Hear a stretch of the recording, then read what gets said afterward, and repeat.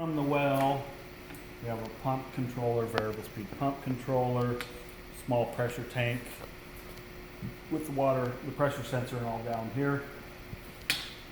First pass water does come through my particulate filter. Not a real fine filter, but Just only sand one. and grit, whatever.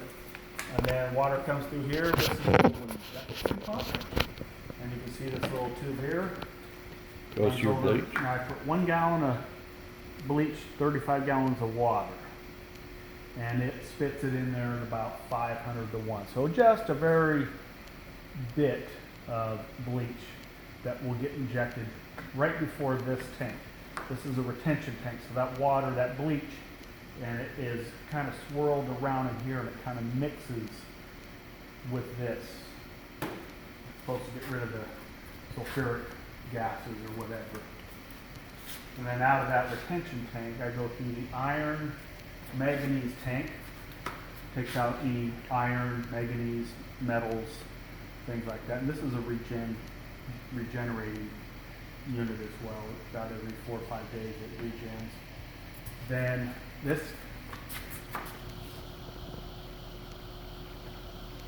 so out of the manganese and iron, then we go to the carbon. So this takes out, after you've chlorinated the water, we're taking that chlorine taste and everything back out of the water.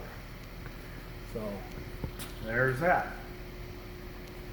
And then finally, it goes through my softener, which is a salt-based softener. I tried a non-salt based softener, but didn't work for shit. And that's your Salt tank there. regen salt. And okay, the other thing, the question that I had was your water heater on the anode rod. Oh. So this water heater has no issues at all. By the way, this is a water source heat pump on his well. He's got the ionizer, not the ionizer, it's Purifier. yeah, ultraviolet. Kills all the bacteria and germs in the system. And then it just runs water from the supply pump, water supply well. And do you filter water, or does it?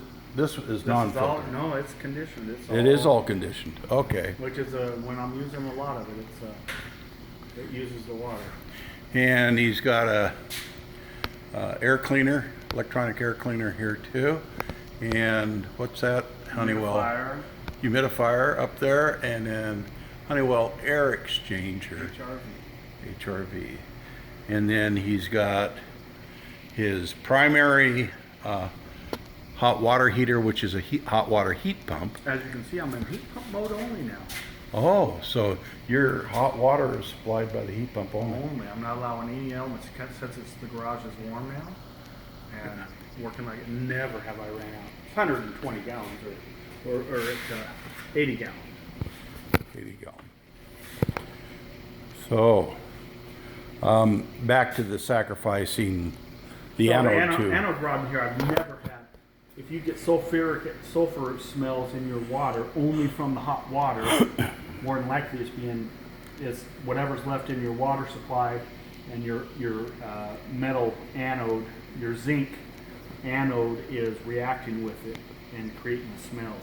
If it's coming out of only your hot. So now, there was enough chlorine residual in here, but by the time I was getting to my shop, which is quite a ways away, I think I was losing my chlorine residual, and I had to change the anode out in the shop, which is a few hundred feet away from this. And the type of rod that is, the zinc now is no longer aluminum zinc, I think it is. aluminum zinc. Well, what I thought it was magnet. Or I think maybe that's what they put in there is magnesium. Yeah, that's what originally they say they put in there. And then aluminum zinc is what you need to put. Yeah. I wish I had it.